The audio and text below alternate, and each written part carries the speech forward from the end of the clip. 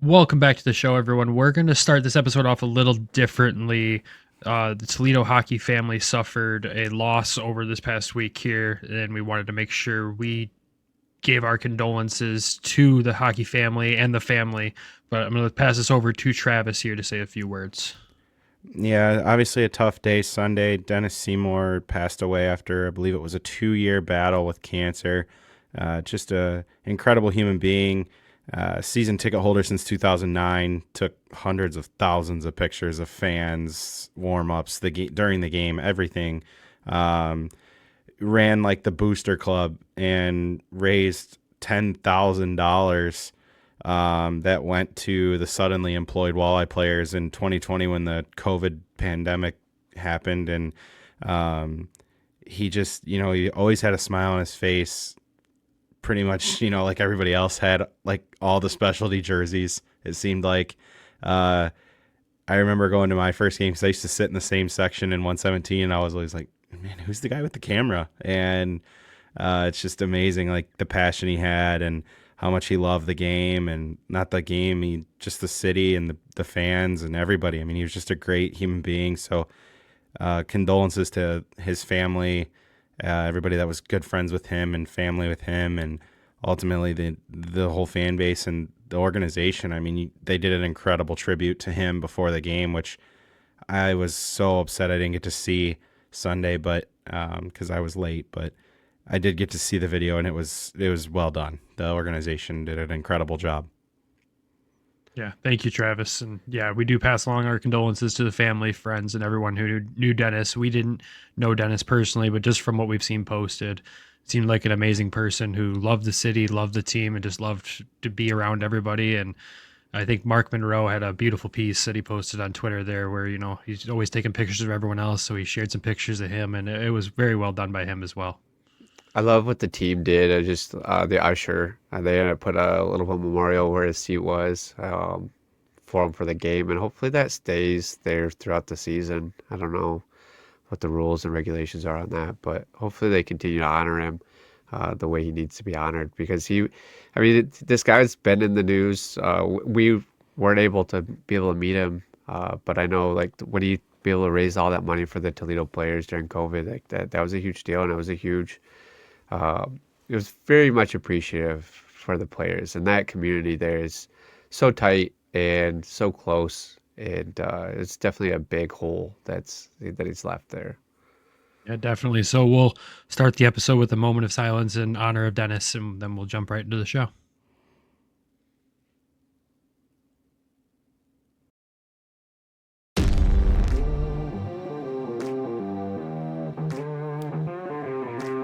This is your place for all things Grand Rapids Griffins and all things Toledo Walleye. This is the Hockeytown West podcast with your host, Brandon Cook, Nick Harrington, and Travis Foch.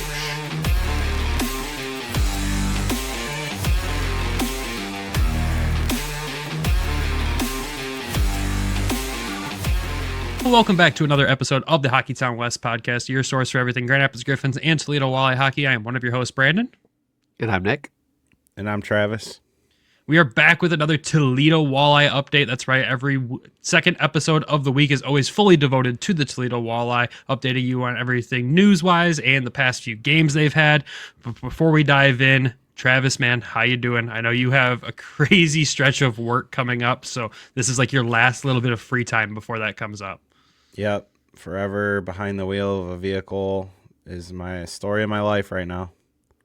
He's really excited about it, folks. You can tell. Nick, man, how are you doing today? I thought you were going away to like jail or something, Travis, some like community service or something. What are you talking about? That's how you made it sound. Going away for a while. Like, this will be the last episode with Travis for a minute. Well, when you work for 19 straight days in January, and now we're into February, and it's already kind of starting that way again, like, it's just kind of reality of life. I hate driving now. I used to love it, but now I can't stand it. I hate love driving. winter. So, yeah. I'm good. New job's going well, and yeah, it's good to continue the momentum. Yeah, positive momentum for you is always good, buddy. We like to hear that. Trust us, we like to hear that around here. Well, let's dive into the Toledo Walleye here. We'll start off with some news and updates around the lineup. Obviously, if you listened to the Griffins episode already, you know that Carson Bantle was reassigned back to Toledo on Sunday and scored a goal in his first game back. So good for him, fresh off of his first AHL goal. So congrats to him. And the Toledo Walleye finally at least got one of the guys that was on an AHL PTO back, and it was a big one, and Matt Anderson coming back. And Trav, I know that makes a huge impact on this Toledo Walleye team, especially with the defense kind of depleted right now. Absolutely does. Skating is incredible. Probably the smoothest skater on the team.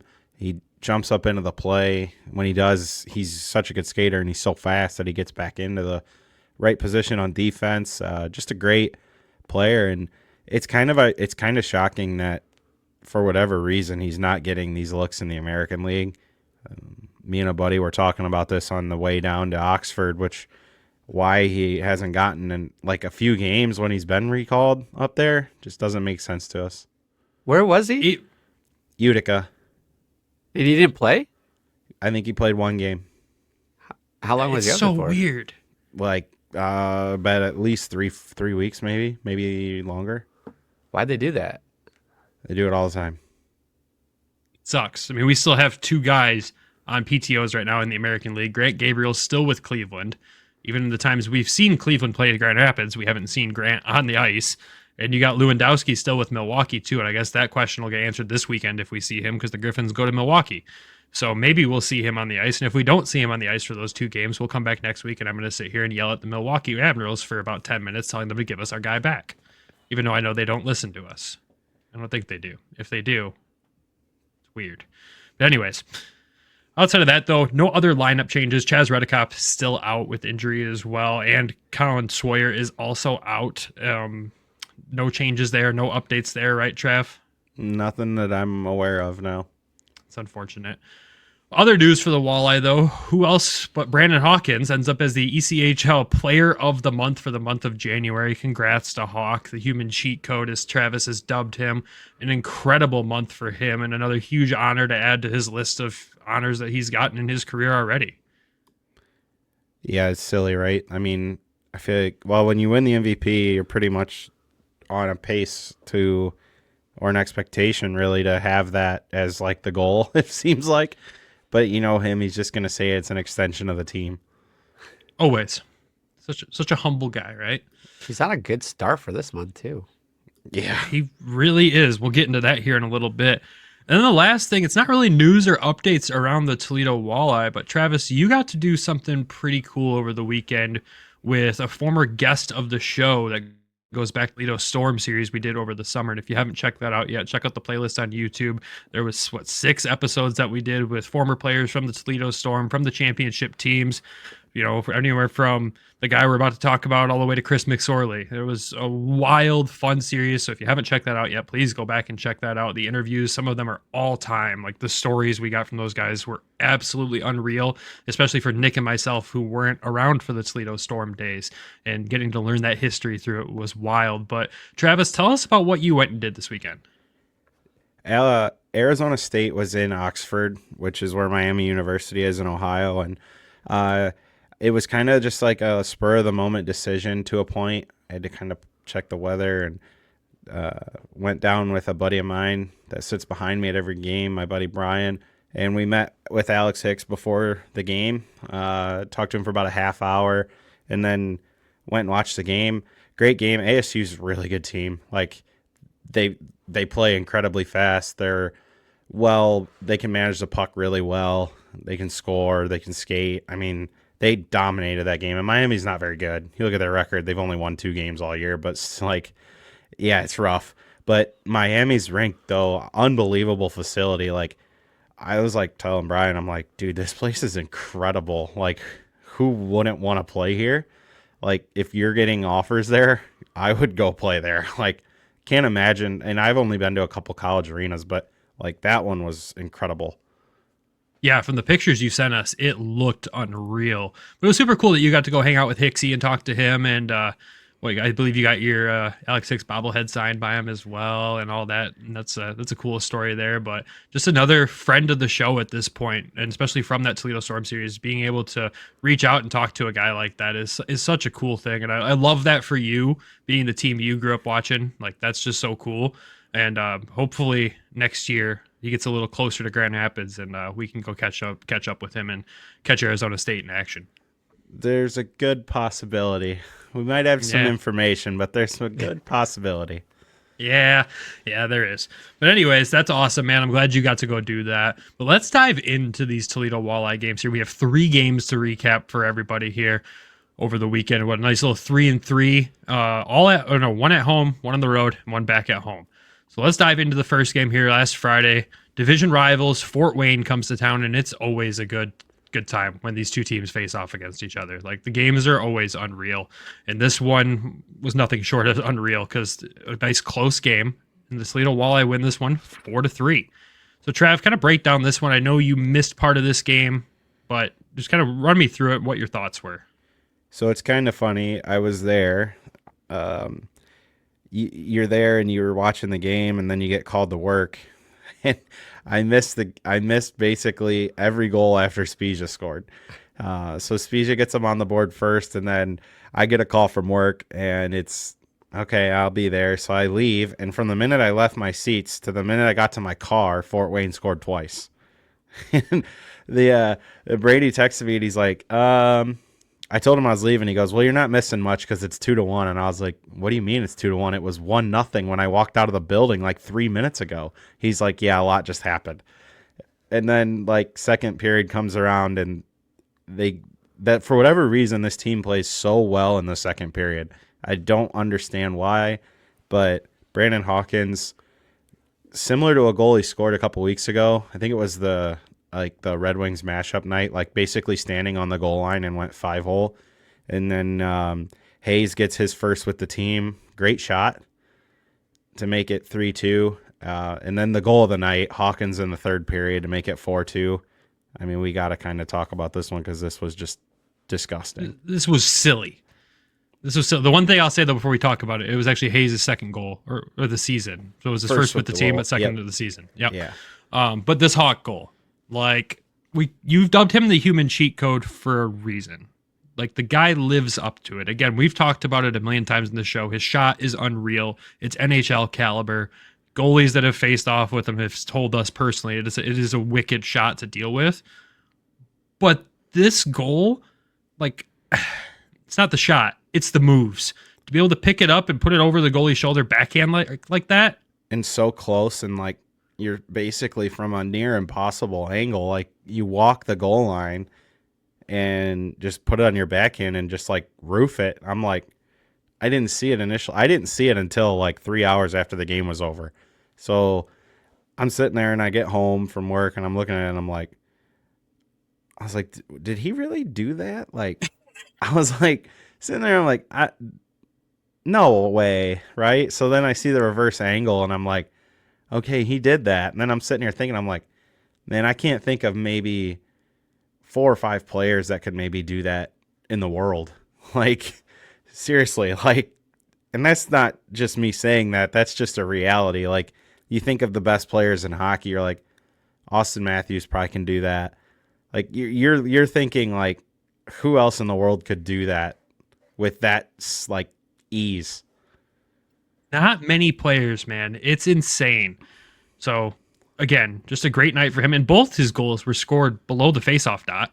Like, let's be real here. The second one was inside the lower part of the faceoff circle. But almost both were below the faceoff circle between the goal line.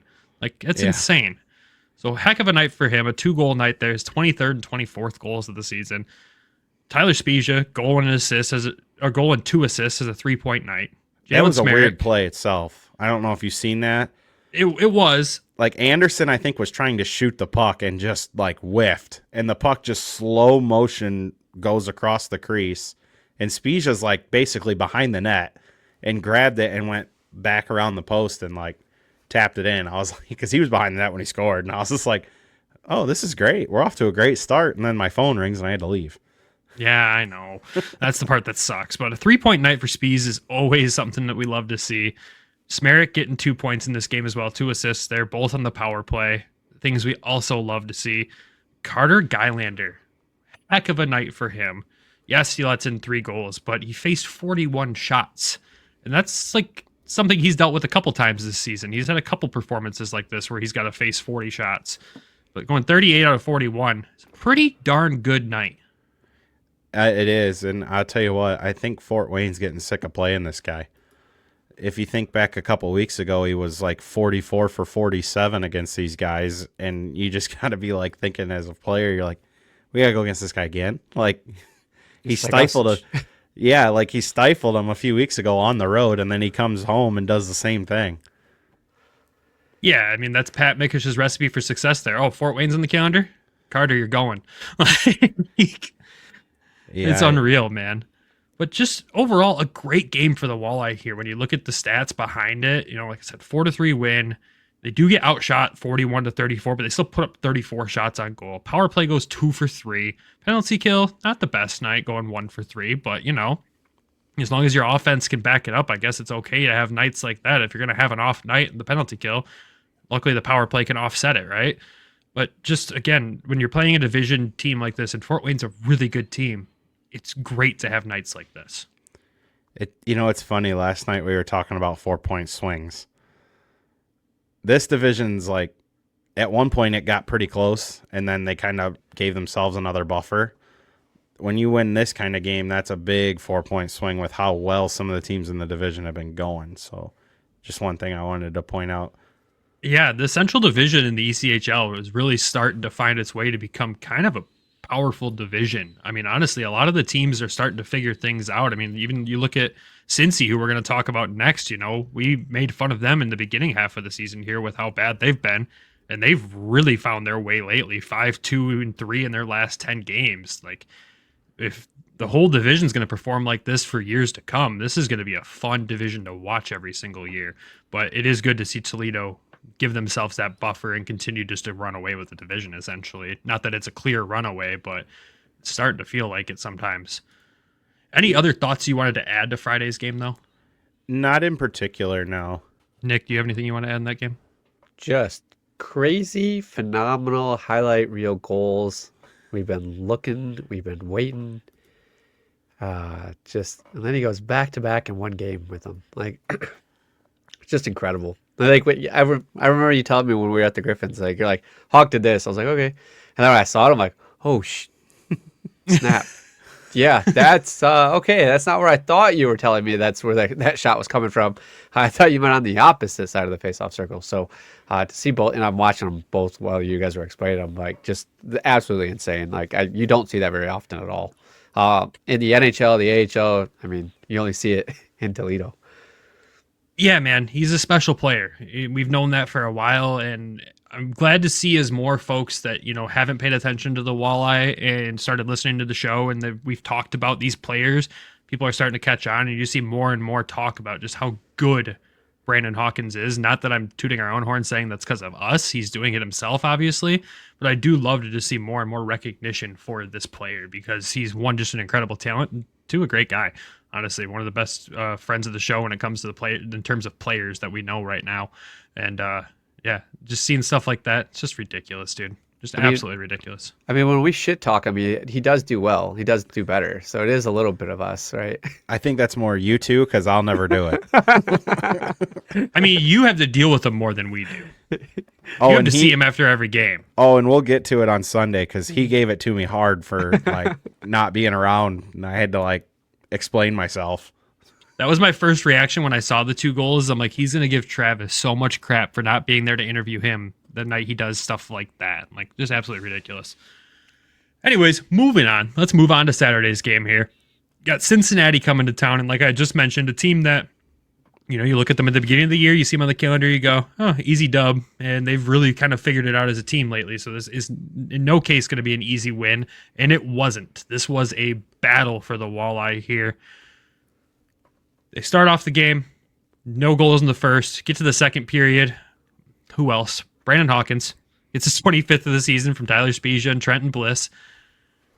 That's the only goal for the second there. You get to the third, and at the 14-minute, 38-second mark of the third, Cincinnati finally ties the game. And maybe it's my fault because in my head, because I was watching the game waiting for the Griffins to start, and I'm sitting there going, it's Cincy's teddy bear toss night, super late teddy bear toss. And I'm like, in my head, are we going to shut him out? And then that happened. So sorry. It's all me. It's the second time because we were saying that, and we kind of were thinking that in Kalamazoo that night because it was like end of the second period when they finally scored their teddy bear toss goal. And I didn't know that was their teddy bear toss goal. And I'm watching the game while warm-ups are happening at ASU. And me and Brian are like, that's late for a teddy bear game. I was like, super late. I was like, yeah, a little bit. I wondered why their arena was so full. That makes sense. I thought it was super late. I was just doing them in January when the college guys do them, but February? Yeah. But anyways, obviously, since he ties the game, go into overtime, a tight overtime period with quite a few shots. Toledo puts up 6 in that period. Since he puts up 3. But at the 6-minute, 30-second mark of that overtime period, Tyler Spezia, who's become kind of clutch in OT lately, gets his 19th of the season from Keenan and Anderson. And that's all she wrote. The Walleye walk out of that one with a nice win there. Jan Bednar has himself a good night in net, stopping 26-27. The Walleye outshoot Cincinnati 28-27. Toledo 0 for 3 on the power play, but a perfect 5 for 5 on the PK, which is incredible with how tight that game was. The PK was standing on their head every single time they were out there, making really solid plays. And I was really impressed with what I saw from them in that game. The penalty kill's been honestly pretty good for quite a while. Dating back a couple weeks ago, I believe it was Brady that told me it was like 26 or 27 straight they had killed at one point. So the power play and the penalty kill had a great weekend. And in this game, the penalty kill was phenomenal. Yeah, absolutely.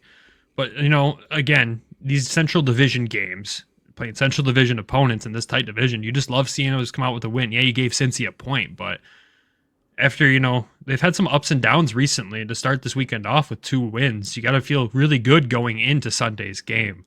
And Sunday's game starts off not in their favor. But before we get into that, we're going to send it over to an ad break. When we come back, we'll recap Sunday's game and dive into a few of these players. And I want to talk special teams because last time I was on the show talking about Toledo, I was like, what's going on with this power play? And as Trav alluded to, it's been working. So we'll dive into that. But first, a quick ad break.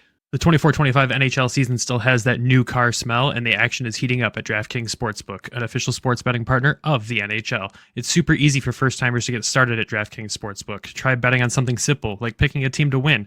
And if you're new to DraftKings, listen up. New customers bet $5 and get $150 in bonus bets if your bet wins. Gambling problem? Call 1-800-GAMBLER. In New York, call 877-8-HOPE-NY or text HOPE-NY 467-369. In Connecticut, help is available for problem gambling. Call 888-789-7777 or visit ccpg.org. Please play responsibly. On behalf of Boot Hill Casino and Resort in Kansas, 21 and over. Age and eligibility varies by jurisdiction. Void in Ontario. Bonus bets expire 168 hours after issuance. For additional terms and responsible gaming resources, see dkng.co/ice. And we're back. All right. So like I alluded to before we hit the ad break there, this game starts off not the way the Toledo Walleye want. So you get Wheeling in town, which, used to be a division opponent. Now they're not. Still super weird how that they are no longer in the conference, even at this point, because they're not that far away. But at the same time, they're a really good team this year.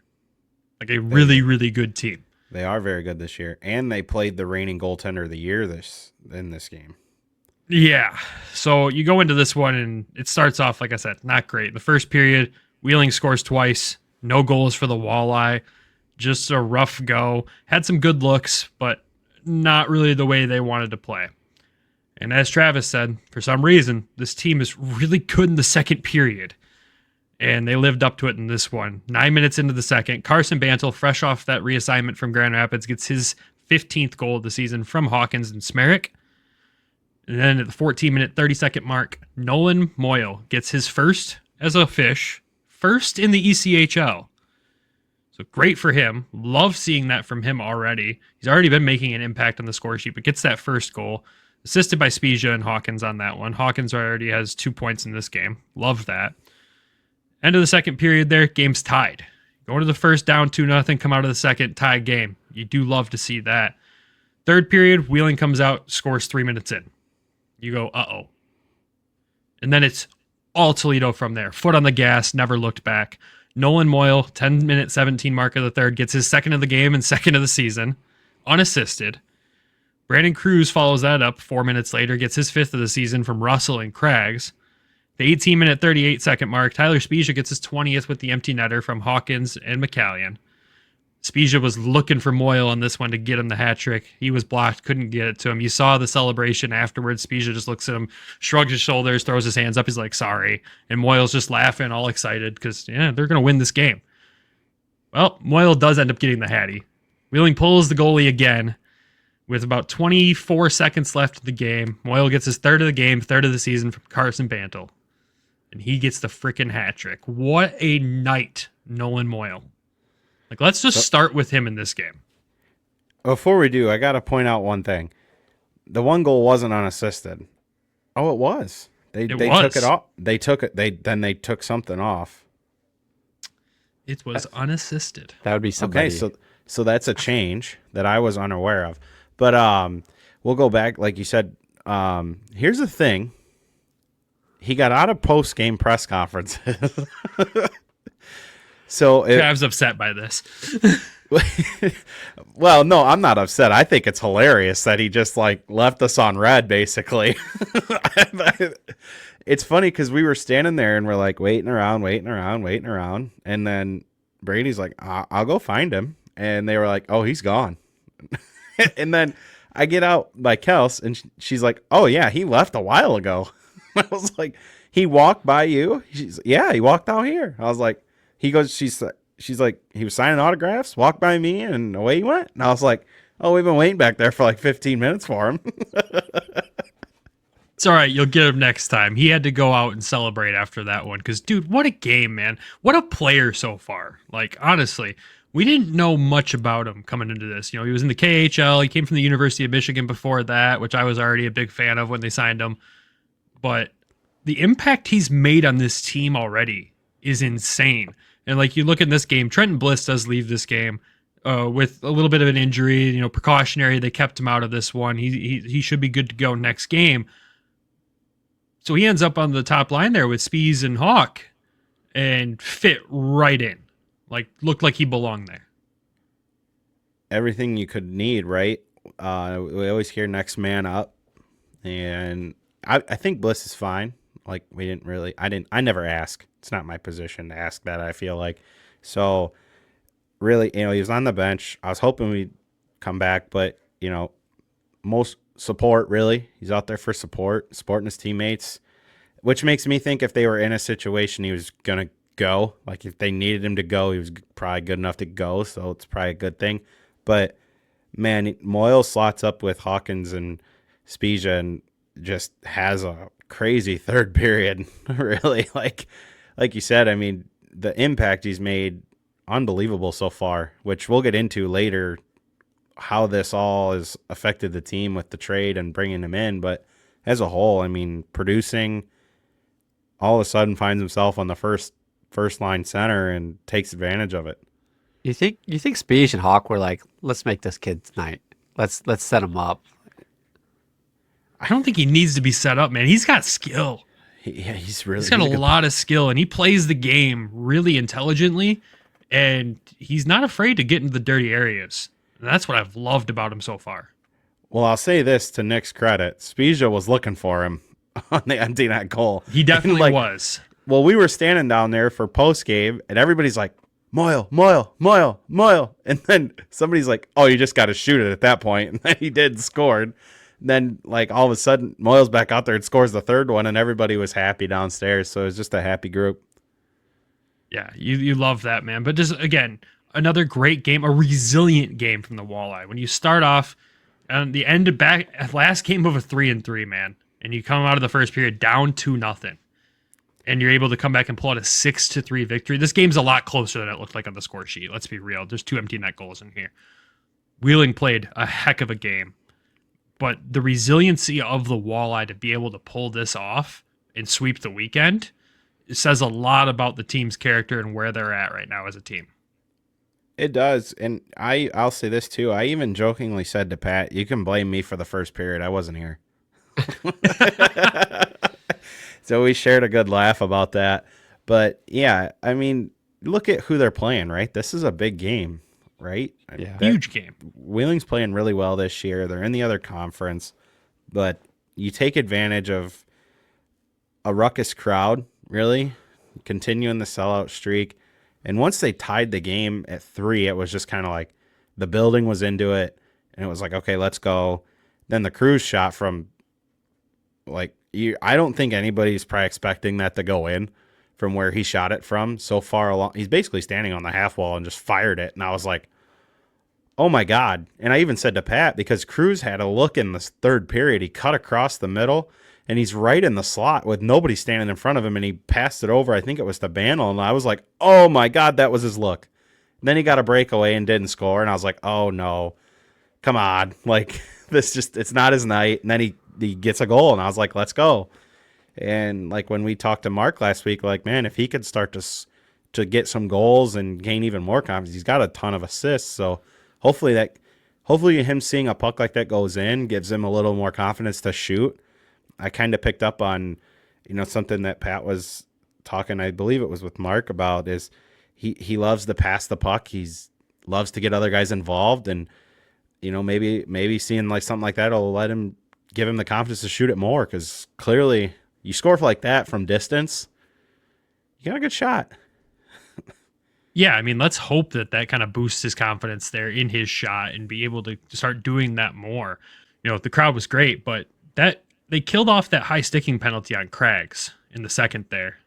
And then that's where it felt like everything just went their way. They picked up the momentum from that and just ran with it. And that just tells you, like people mention sometimes, when you don't get a power play goal in the power play, do you really lose a lot of momentum? Yeah, you can, because the other team could pick up a ton of momentum from killing that off. And it was another great kill, another great night for the PK, going 2 for 2.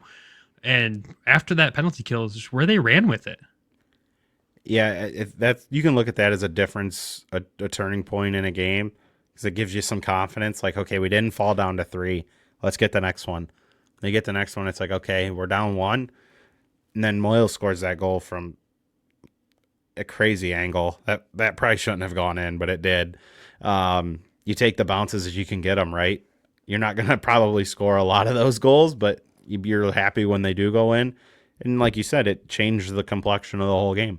And the penalty kill again coming through, killing off the Griffin Nest penalty at the 7-minute mark of the third period there. Wheeling had come back at that point and taken the lead, and they kill that off and, again, just run away with the game. So big credit to the penalty kill in this game for really helping momentum just kind of go the Walleye's way when they needed it the most.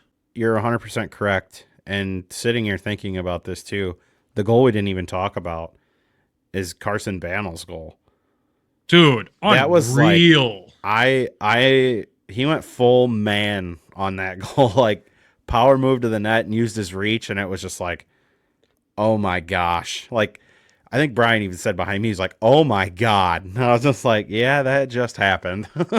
I mean, he's coming off of that Grand Rapids goal from when he was up here and goes down. Like, I mean, he gets that breakaway up here, scores, then he's going back with you guys with a little bit of confidence. I'm glad. I was waiting for you guys to bring up Bantle, because I was just happy he was able to even it up a little bit there. He got a goal, he got an assist. A guy that's struggling to get some assists up there, but be able to balance it out a little bit better. Listen, I don't care if he's gonna score, somebody else can pass him the puck. Like, just let him all day. If somebody's filling the net and has the confidence to score at a level, what's the hardest thing to do in a league? Doesn't matter what it is, score. And if somebody knows how to do it, you just give them the puck. And what I love about both the goals, I think of the Grand Rapids one for him and then this goal specifically, is you're just not giving up on the play. You're going all the way to the net there and not giving up until that goalie makes the stop. And that's exactly what he needs to keep doing. And someone asked me yesterday how would I describe Carson Bantle as a player? And it's just a pure power forward at this point. That is just what he is. Like, he's using his size and his ability to get where he needs to go. But then when he's there, he just powers on through until he finds the back of the net. And I kind of hope we start seeing more of this from him. There's more of this crash in the net style, because it's a lot of fun to watch. And he's got good hands. Like, I didn't think he did. And all of a sudden, these past 2 goals have awoken that in me where I'm like, oh, he got the moves out there. He had he had a great look, and I believe it was the third period too, and it was tied. And he was coming down the left wing, and he went to shoot the puck, and it went on edge right as he shot, and like the shot went way wide, and I was like, the puck went on edge. Like that's where you're like, I would have loved to see what happened if the puck didn't go on edge there. Yeah, me too, because I think it would have been another goal, honestly. Nick, you had a point. I just want to see where his game continues to develop. I mean, he's been a key. I would say he's been a key part for you folks down in Toledo, and he's been playing decent up here as well. So I'm excited to see what kind of happens in the offseason with this kid, and what we end up gaining, because this guy was signed for just a kind of a PTO, wasn't he? When he was brought in, or he was signed by the Griffins? He was signed to a Griffins contract out of college there, and it was one of those late additions right before training camp, so no one really knew anything about him coming in. And we've said this before on the show a couple of times. We watched him at training camp, and we kind of looked at each other going, what is this? And completely different player out of training camp. First game with the Walleye was already putting up points. Even I think it was in the preseason game, wasn't it, Trav? I don't remember if he scored in I the think preseason. he scored or had an assist in the He had a point very early on, and we were like, oh, okay, that's not the same player we watched at training camp. I want to say it was a second game in Bloomington. Him and Seeger both scored, or something. There was a connection between those two, and then all of a sudden Seeger was in Grand Rapids. So yeah, it just goes. It's a rookie making a big impact, and yeah, I think the biggest thing, like you see, like guys like you saying earlier, balance. Like, would you rather see him at 10-10 or like 14 or 15-2? Like, who cares, right? Like I was saying earlier, if you can score at the pro level, that's the hardest thing to do in hockey is score. And if you're scoring, that's an impactful player. And board 100%. battles, which we talked about last night, when he has the puck down here, there is nobody getting the puck from him. Like he's like, just get away from me. It's insane to watch. I remember we watched him when he was last up here in the Kalamazoo game, and I'm just like, this guy just fights people off like they're small children when they go at him on the boards. Most guys are a lot smaller than him. Let's be real. He's a big dude, but at the same time, just his ability to do that is insane. And you know what I always say when we talk back to training camp, where we were like, oh God, and you got to think, rookie kid coming in on the ice with guys like Patrick Kane, Lucas Raymond, Dylan Larkin. He's probably crapping himself out there. So we really just can't judge anything based off that with these young rookies come in, because he has been impressive. And at this point in the show, if you listen to the Griffins episode this week and this one so far, it's the Carson Bantle show this week is what it sounds like. That's all we've been talking about. But I don't have any other final thoughts on that game unless you do, Trav. I want to jump into this next topic because it's a really cool one, because one, friend of the show, loved him as a Griffin. Tyler Spezia has his first career 20-goal season with that empty net goal. Like, congrats to him, first of all. Awesome. And to the impact he has made on the Toledo Walleye this season. 46 points currently in 43 games. That's the most he's ever had in his career in a season.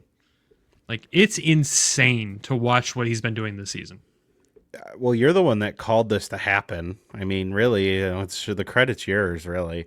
I think back to when he was here the first time and he came in, scored some big goals late in that season, and the year they went to the finals. And, it's just kind of like you guys got to watch him really grow up in GR because he got up there so quickly.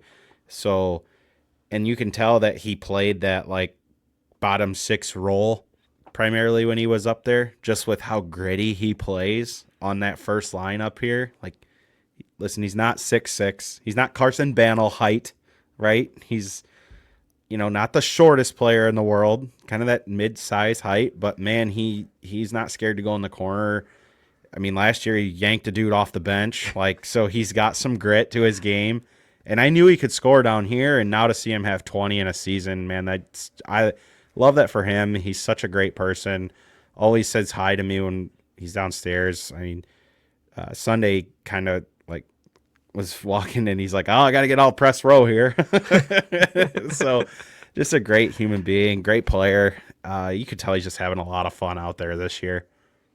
Yeah, it's just great to see him playing that important role in the team because we knew he could do it.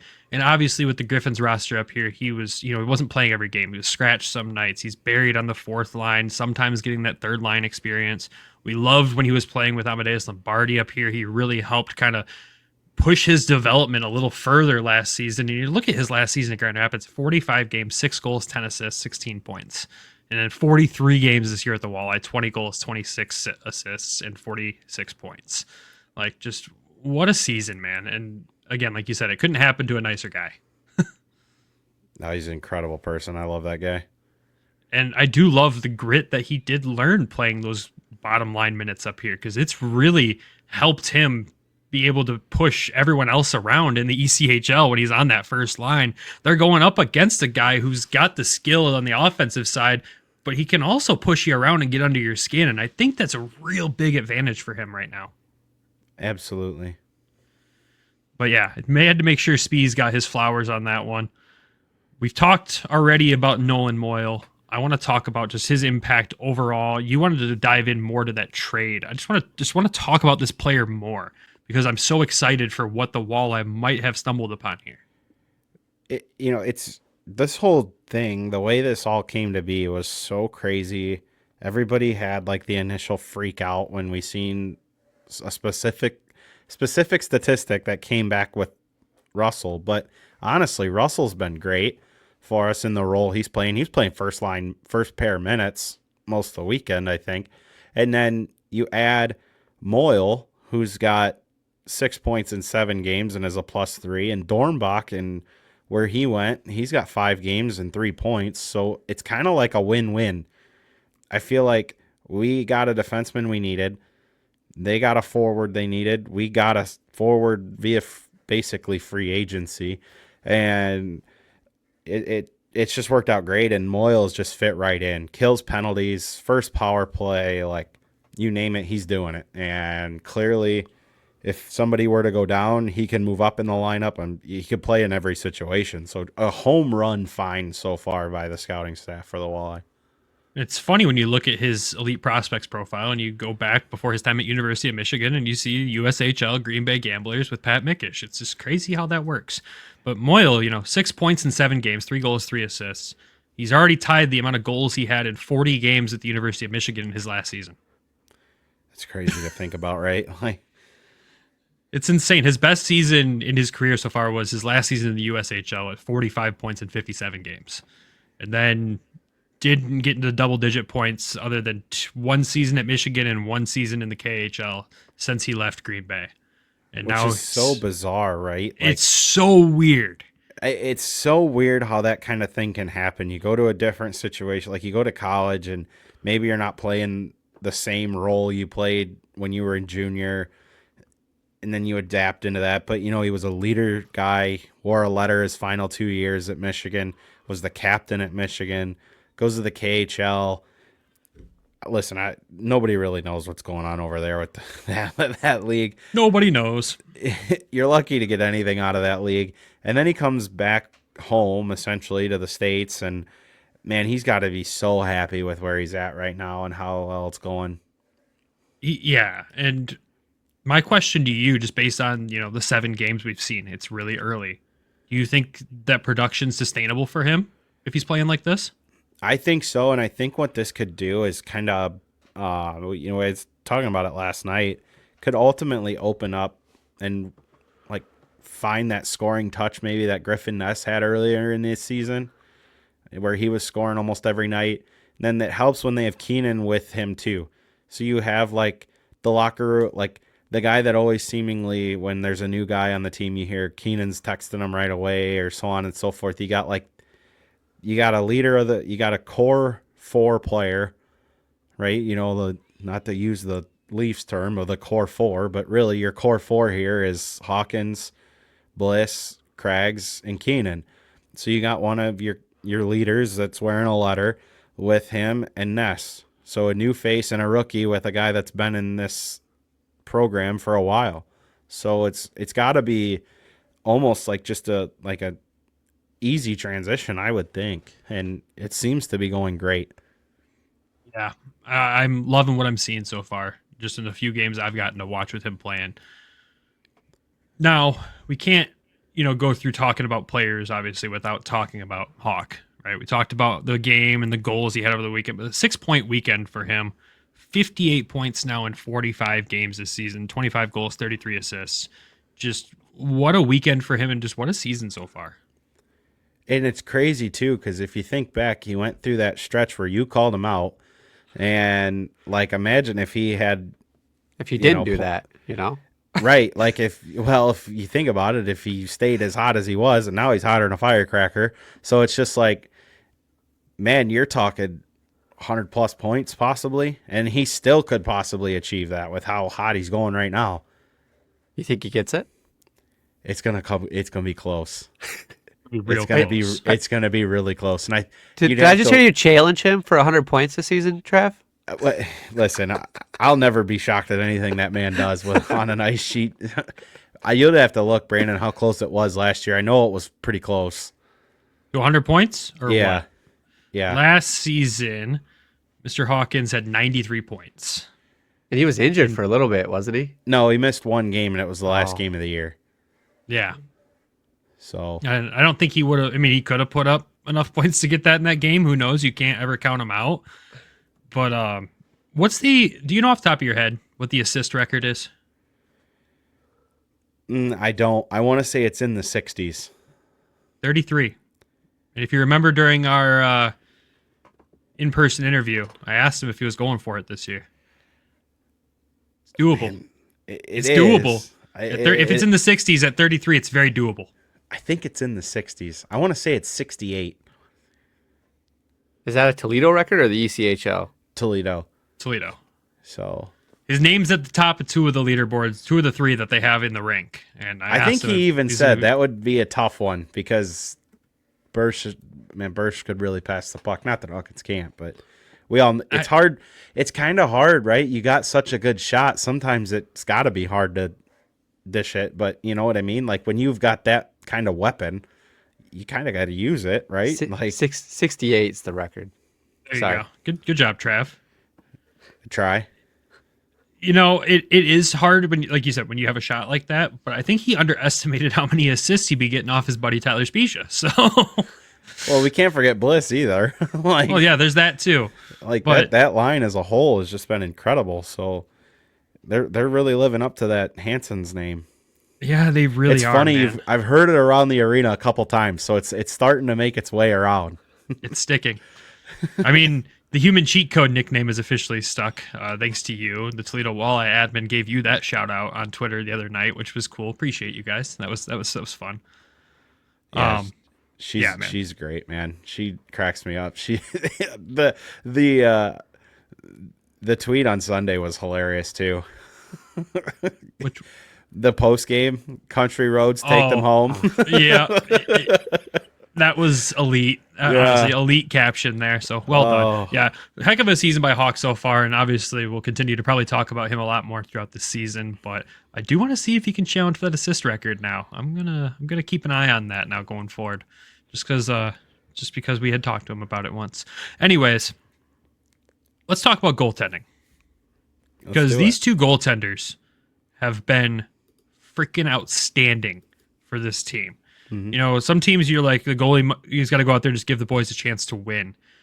They do more than that every single night at this point. These guys have been unreal for this team. They have, and you look back to last year, right? Bednar had a 901, 266 in 36 games. Lethman had 37 games with a 290 and an 892. And then you look at this season. 26 games so far for Bednar, 914, 227, and Guylander's at a 913, 251. And I know we've mentioned him a couple times, but I'm going to go back to the well again. Austin Kaiser, you've done an incredible job with these two. Unreal. It just goes to show what, when you put a position in place that isn't in any other building on a regular basis in this league, how much it can help. And these two goaltenders are benefiting and thriving under the tutelage of Austin, and not only him, but I'm sure the entire coaching staff. But they'd probably have to love that they're getting this kind of attention on a regular basis and working on their game, right? Detroit's put a lot of trust in this organization now. You've seen it with Kosa, you've seen it with Bednar, and now you're seeing it with Guylander. Like, goaltending, at the end of the day, you got to have it to be a good team. And they have it. Like, they have a good tandem. And I honestly, they're probably going to rotate in the playoffs. Like, it's just going to happen. It's happened for the last 3 years, and I don't think it's going to change. You basically have 2 starting goaltenders. You really do. And like you said, a lot of credit goes to Austin Kaiser, and a lot of credit goes to just the organization for going this route with goaltending. It's working, and I think other teams are really going to start picking up on this. But at the same time, man, these two get all the credit in the world they deserve. They're doing so well. I mean, these numbers are absolutely insane. But Guylander has 4 regulation losses on the season. 4. I love too, like, the bond that they have. Like, they're like best buds. You see it, you see it on the ice at the end of the game at the handshake line. I know they've shared the video a couple times, like the mini Boston Bruins, like, goalie hug type thing. Oh yeah, which I love that. But you see it like off the ice too, and you're like waiting for, a player for media or something. But like, you can tell they have a great bond with each other, and you just have to be happy with how it's going. You do, and the organization as a whole has to be happy here, because like we all know. So this is Sebastian Kosa's last year in the American League. We know that. Yeah, Nick, it is. One of these two is most likely going to end up in Grand Rapids next season. And as a Griffins fan, I feel so confident knowing that it's one of these two because of how well they're performing. Both of them. It really could. It really could. Let's keep the goalie brotherhood going, Like, I love what these guys have going right now, and yeah, man, it's just so much fun to watch, and it gets me so excited for just continuing to watch these incredible young goaltenders that this organization has drafted do well and continue to develop every single season. And you still think there's still goalies coming in the system behind these guys too. Like, the Red Wings are just knocking it out of the park so far with these goalie picks. I know it's very early on in their development, and goalies take a while. But at the same time, if these guys can replicate this in the next league, sky's the limit, right? If they can come do this exact same thing in the AHL, we don't know what we've got here. We've got something special. I just love it for the players and them. As like you said, Brandon, like, the organization's put so much trust in this, and it's clearly working. Which I know we've gotten into the subject about a certain goaltender that's at Michigan State, and we're not going to go into that again, but like, the pathway is there. Like, you've seen it work now twice with 3 different prospects. So I'm just excited for them. I'm excited to see how the rest of the year goes for them. I know Bednar had a really good playoff run for him last year, and then started out this year, and man, they really leaned on him for quite a while when Carter was in the American League for a stretch there. So he's shown that he can play an extended period. If something were to happen, I'm sure Carter can play for an extended period. Hopefully they have them both healthy, ready to go, and they've both been unbelievable. Have they been rotating? Every game. Every game. Yep, just like it was last year. It's every game, who's starting the next day, and I think that really helps them. And I know Pat even said at one point, just the stability. They're here. They know they're going to be here, and they can just focus. So it makes a huge difference when it comes to goalies. It does, and playing helps so much with goaltenders. Like, not seeing the puck sitting in a press box is no good. You've got to be playing, and they got to get as many games as possible. And I can't think of a better way to go about that. It just makes sense to me. And yes, that's me alluding to that Michigan State goaltender you referenced. The path is there. It makes so much sense when we're seeing what's going on. And you look at other teams and other goaltenders. Like, I think of Thomas Milic in the Winnipeg organization. He was ECHL All-Star goaltender. He makes it up to Manitoba. He's been yo-yoed back and forth now. I think he's back in the ECHL at this point. They don't have a goalie coach there. He was like their next big goalie prospect, and you're just seeing this wishy-washy performance because he doesn't have someone watching over him, guiding him every single day like these guys do. And that's just the impact that having that person can make. That I'm going to say it now. That's going to be a big difference for the Toledo Walleye for years to come until other teams start to figure this out.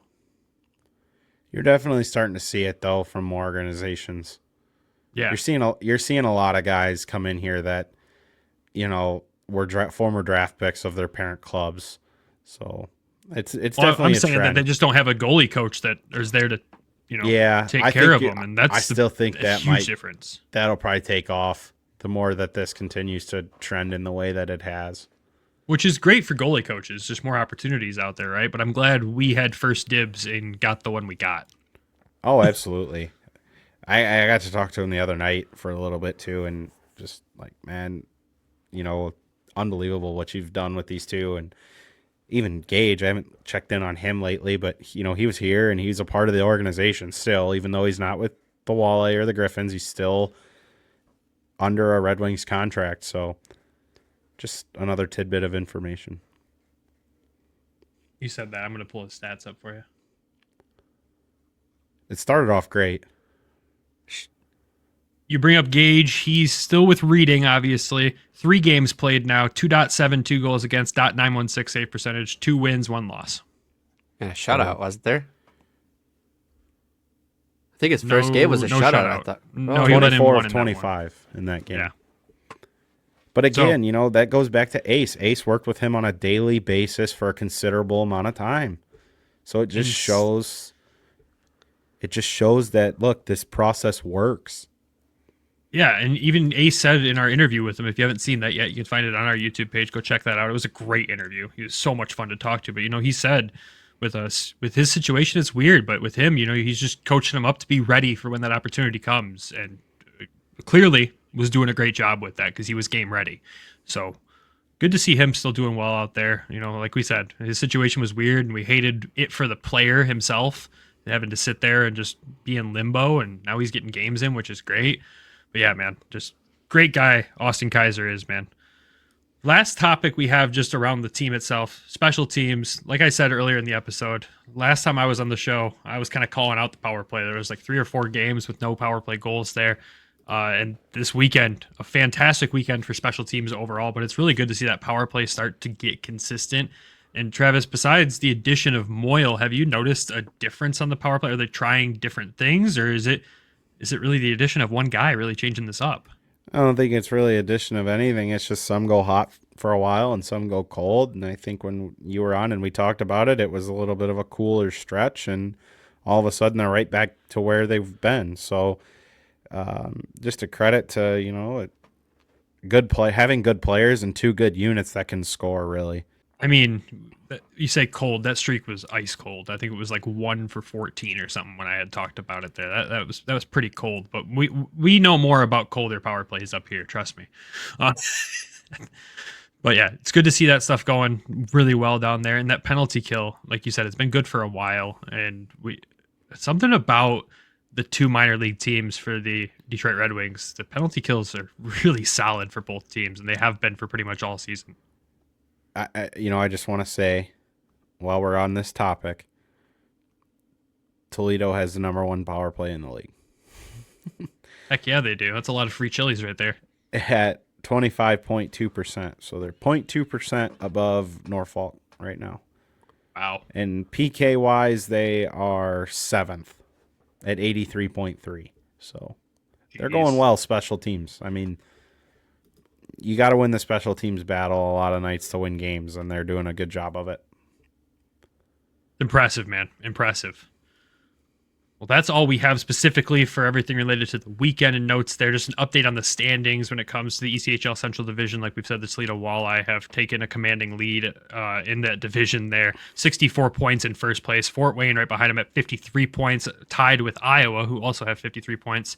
Bloomington in 4th there at 44 points. Indy at 41. Cincy 39, Kalamazoo rounding out the 7 there at 34 points. That middle part of there is getting really tight. It's getting really tight, man. That race for 4th is going to be something fun to watch. It really will. In the conference as well, Toledo 64 points, first place in the Western Conference there with Kansas City behind them at 58 points. And obviously in the league, it's actually tied for first place with the Florida Everblades. Shocker, right? Freaking shocker that they're tied with them. Yeah, you want to talk about a hot goalie? Look up Cam Johnson. Dude, his numbers lately have been insane. I saw a post about the other day. It was just like, huh? Yeah. Wow. And I still want to be the team that knocks them out, though. I still hope we're the I team know. that does it. I really want them to run. Too. I want them to run through the East and us to run through the West, and I want to be the team to end it because it started with us. Like, that run started with us. So can they just be the ones to end it, please? Can we do it? Hopefully. Yeah, it could be interesting. I mean, they do have a team on their heels, Florida does, with Three Rivers, man. They're having an unreal season right now. Yeah, from almost folded to almost first. Insane how that works, dude. Insane. I know Nick wanted to talk about something. Yeah, he does. Ribbit? Is that the upcoming games this weekend that you want to It talk is. about there, Nick? We've got the Bullfrogs, which Mark, we talked about it with Mark. So it's was the arena football? It was supposed to be arena football. Yep. Arena football. Yep. So those jerseys look pretty sick, and even the helmets, it looked pretty sick. I lost my picture of it, but yeah. If they do orange numbers, that's gonna look so sharp. Orange numbers and letters would feed families. It wasn't the helmet. They're giving away a football. Yeah, to the kids. Got it. Yep. So Don Yeah, Cherry would love that. For the kids, right? He always said that. It's all for the kids. All for the kids, man. and the frogs even missing a tooth too, which I thought, I don't know if frogs have teeth, but this was a cool little hockey reference there for everybody. So, And I'm gonna probably have to work. Unfortunately, you will. And that I'm game's getting on a jersey. Yeah, you are. And that game's on Saturday, and we had a back-to-back against Fort Wayne, man. So here's my question. We know Guylander's got Fort Wayne's number. Does he go back-to-back? I don't know. It's funny you say that. In rotation, it would be Bednar Friday and Guylander Saturday. So we'll see if the rotation sticks. I'm sure it will. That's just, if it ain't broke, don't fix it. Why? So. Exactly. So you got Fort Wayne on Friday in Fort Wayne. Fort Wayne comes to town on Saturday. Those are the only games that the Walleye have between now and when we record next, which is rare. Next week? Yeah, like normally we're talking 3-4 Walleye games every single time we record. Next week we'll only have 2, which is really kind of nice. A nice little break for us this week with the AHL All-Star break. The Walleye have the week off. It's a nice little break for us, honestly. I kind of needed it at this point in the season. I needed my own All-Star break.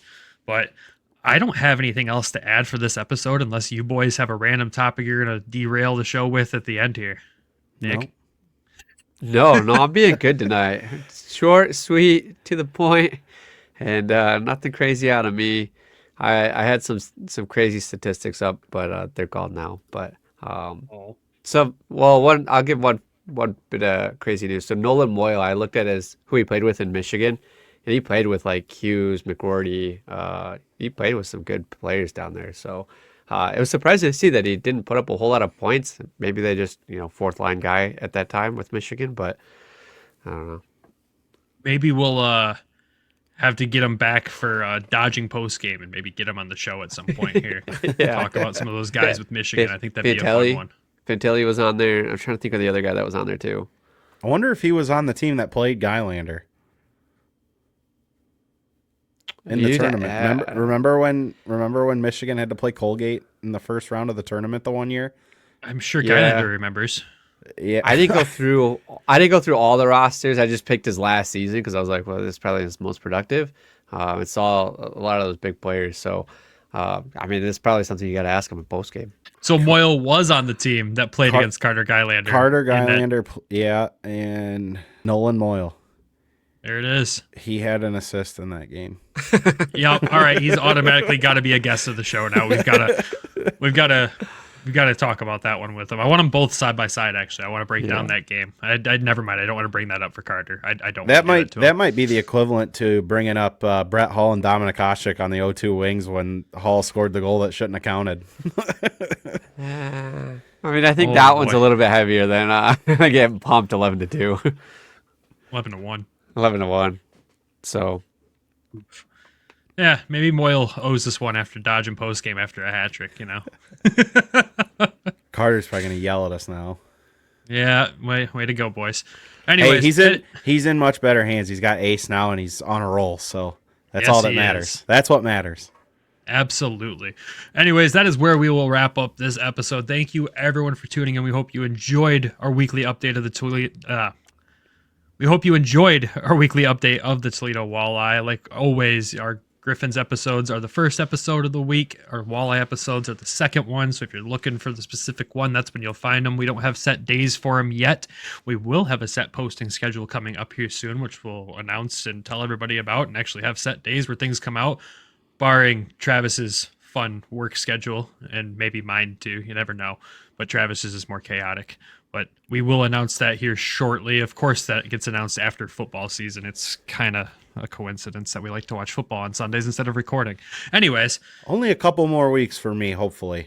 We're generally out of it. Hope. We're generally out of it by end of February, early March. So hopefully just a couple more weeks. Let's hope. Like I said, we hope you enjoyed this one. Thank you for tuning into this episode, everybody. But of course, before we end it, we got to thank our sponsors. Shout out DraftKings and Everything Hockey Clothing Company. Make sure you head over to everythinghockey.com. Use code WEST to save a few bucks off your order, and it supports the show. And of course, we've got to thank our Patreon subscribers as well. If you haven't joined them yet, head over to patreon.com/Hockeytown West Podcast. Check out the tiers. Check out the exclusive episode we dropped today. Check out the middle of the Griffins episode for pure chaos for about a half hour. A lot of fun stuff over there. So head over to patreon.com/HockeytownWest. Join the subscribers who are already there, and those subscribers are... We've got Alan, Lori, Michael Asante, Randy, John in Florida, Griffin, Elaine, and Derek Sleazer, and then Claire Boughton. Thank you all. We appreciate you guys so much. With that, it is time to wrap up this episode. Everybody have a great week. Stay safe. This weird ice storm that's stretching from Michigan to Ohio, everywhere. Just stay safe. It's going to be wild. But please, just don't go out if you don't have to, if it's really going to be as icy as they say. Unless you got skates on, then you can hit the road. Which we don't know how to skate, Brandon. Thanks for reminding everybody. On that note, go Griffins, go Walleye. Love you. Bye. Thank you for tuning in to the Hockeytown West podcast. Be sure to check us out on Twitter at HockeytownWPod and your host, Nick at GR Hockey Guy and Brandon at Brandon GR Hockey.